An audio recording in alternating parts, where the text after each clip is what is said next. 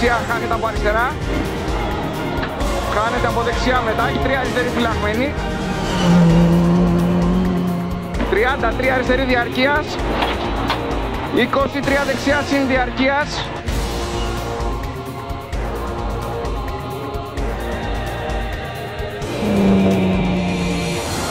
Χάνεται από αριστερά συνέχεια σανίδα και 80. Στο χάσιμο 4 δεξιά φυλαγμένη διαρκείας.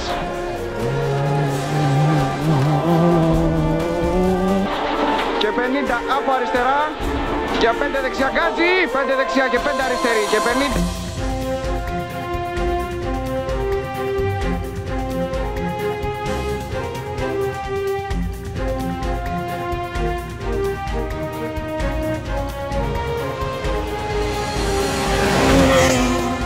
Για 4 δεξιά και 20 αργής, 3 αριστερή φυλαγμένη, 3 δεξιά φυλαγμένη μέσα μαζί.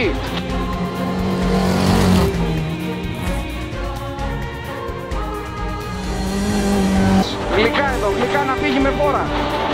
Μπράβο ρε την άρα, 4 αριστερή διάρκεια και 100 στον βράχο.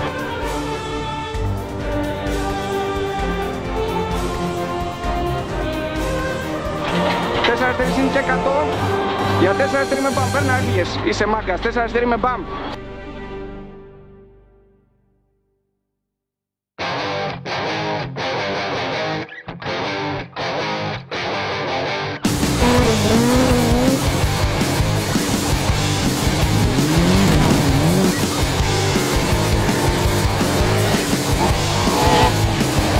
Γενικά πολύ ωραίος ο αγώνας, η ειδική κράτησε, δεν έβγαλε πέτρες, άντεξε όλα τα πληρώματα. Πολύ ωραία σχεδίαση, τέλειος καιρός, καλή οργάνωση, γενικά πολύ ευχαριστημένοι. Σε προσωπικό επίπεδο είμαστε πάρα πολύ ευχαριστημένοι, μετά από μια αποχή σχεδόν 1 χρόνο, ήμασταν πλήρως ανταγωνιστικοί. Μπορεί να χάσαμε για λίγο, αλλά και οι αντιπάλοι μας είχαν κάποιες ατυχίες.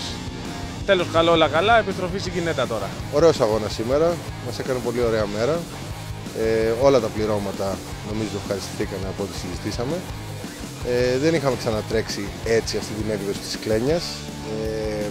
Είχαν βάλει ένα μικρό κομμάτι στην αρχή, το οποίο ήταν λίγο παράξενο για μας, δεν προλάβαμε να κάνουμε δοκιμές εχθές γιατί έμενε το αυτοκίνητό μας. Αλλά είναι η κλασική Κλένια που την ευχαριστιόμαστε και μας αρέσει σε όλους.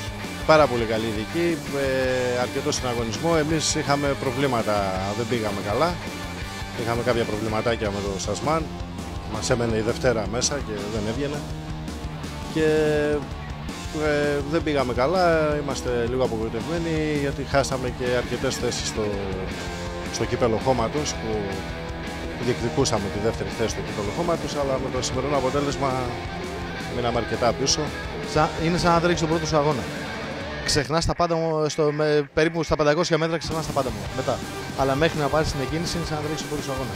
Εντάξει, ήταν περιπέτεια. Είχε πολύ πέτρα, γλιστρίμα, κοπάνημα.